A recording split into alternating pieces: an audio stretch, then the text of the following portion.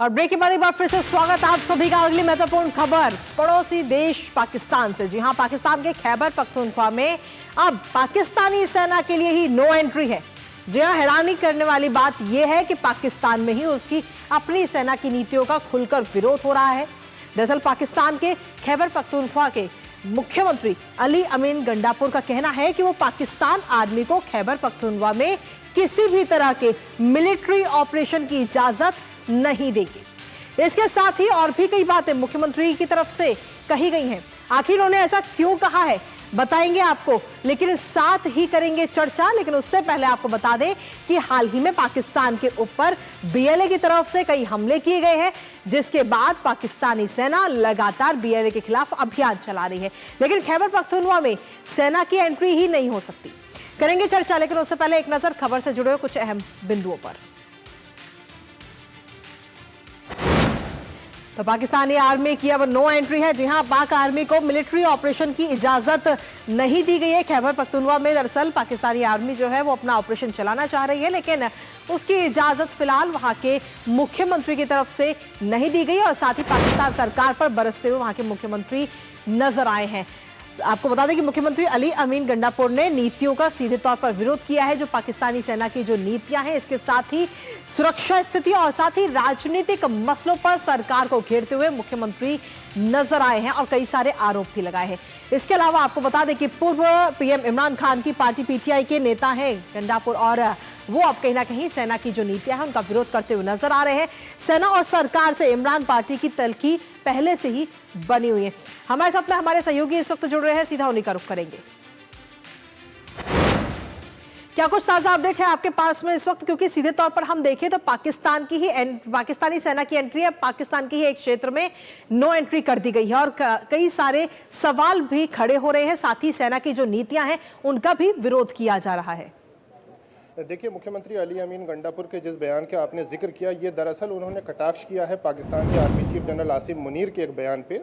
पिछले दिनों जाफर एक्सप्रेस की जो घटना हुई थी बलूचिस्तान में, उसके बाद पाकिस्तान में जो राष्ट्रीय सुरक्षा समिति है उसकी मीटिंग हुई थी और उस मीटिंग के बाद एक बहुत लंबा चौड़ा बयान जारी किया गया था DGI-SPR की तरफ से, जिसमें पाकिस्तान के आर्मी चीफ ने कहा था कि हम एक हार्ड स्टेट के तौर पर रिएक्ट करेंगे जी। इसको लेकर ऐसा लगता है कि उन्होंने जवाब दिया है और उन्होंने कहा है कि कोई नया ऑपरेशन करने का कोई फ़ायदा नहीं है, इसलिए कि जितने ऑपरेशन में यहाँ पर लोग मारे जाते हैं TTP के, उससे कहीं ज़्यादा अफगानिस्तान से वापस आ जाते हैं।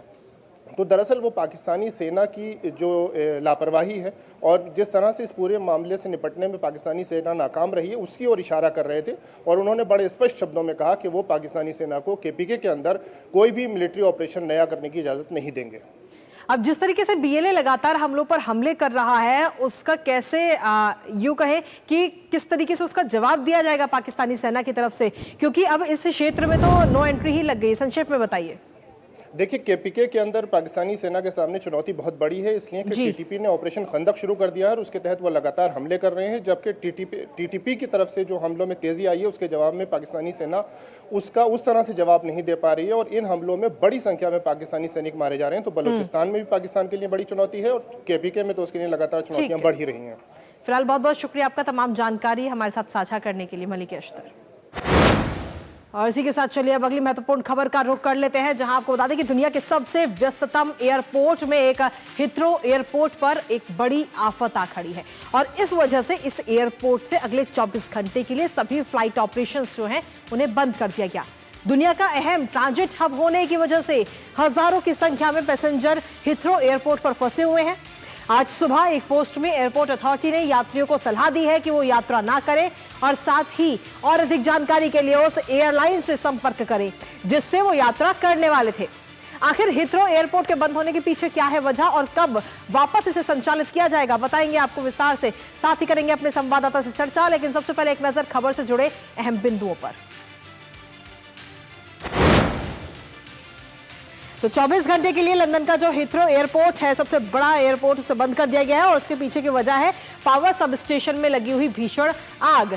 एयरपोर्ट को बिजली की आपूर्ति, दरअसल इस आग की वजह